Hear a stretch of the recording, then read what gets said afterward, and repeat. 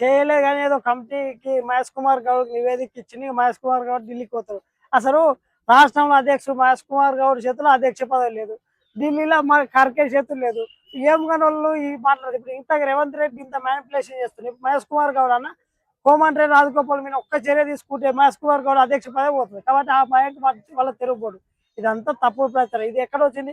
చిన్న పంచాయతీకార అసలు నిజం బయట పెట్టడం వల్ల ఇవాళ ఇంత చేసింది. రేపు ఇంకోరు కూడా బయట పెడతారు. అప్పుడు ఏం చేస్తారు? ఇప్పుడు ఇందులో ఇంకో విషయం మీరు చాలా మంది అర్థం చేసుకోలే. ఈ వెంకటరెడ్డి ఎందుకు స్పందించారు, ఉత్తమ్ రెడ్డి ఎందుకు స్పందించారు అంటే ఇదంతా కూడా రేవంత్ రెడ్డి 2 గ్రూపులు ఉన్నాయి ఎందుకు అనేది అది బయటపడుతుంది.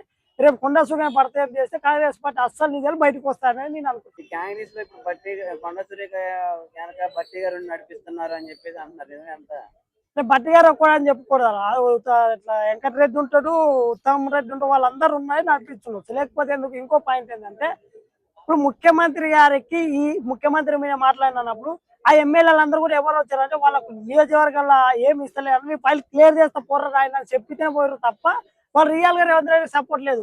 అంటే ఒకవైపు ప్రభుత్వంలో పెద్దలు ఎందుకు సపోర్ట్ చేయడం రేవంత్ రెడ్డి కంటే ఇది ఒక టీమ్ గా ఏర్పడది. ఎప్పుడు ఎవరైనా ముఖ్యమంత్రి కావచ్చు దానికి ఒక ప్రాధాన్యత కలుగుతారు. కాబట్టి ఎప్పుడైనా అవకాశం వస్తే ముఖ్యమంత్రి ఎవరు కావాలని ఆలోచన తప్ప రేవంత్ రెడ్డికి ఎవరి మద్దతు లేదనేది క్లియర్ కట్ గా అర్థమవుతుంది. వస్తారు, ఆల్మోస్ట్ వస్తారు. జనాలు కూడా చూస్తారు కదా, కొత్త ముఖ్యమంత్రి చూడనికే రేవంత్ రెడ్డి సగాతిస్తున్నారు. ఇప్పుడు చేసి అంటే ఆయన చెట్టును ఆయన నరుకున్నట్టుగా రేవంత్ రెడ్డి ఫీల్ అవుతున్నట్టుగా. సో జనాలు ఇప్పుడు చూస్తారు కొత్త ముఖ్యమంత్రి 1 మంత్ పట్టవచ్చు లేదా 5 రోజుల్లో కొత్త ముఖ్యమంత్రి రాబోవచ్చు అని నేను అనుకుంటున్నాను. బట్టి అని అంటారా?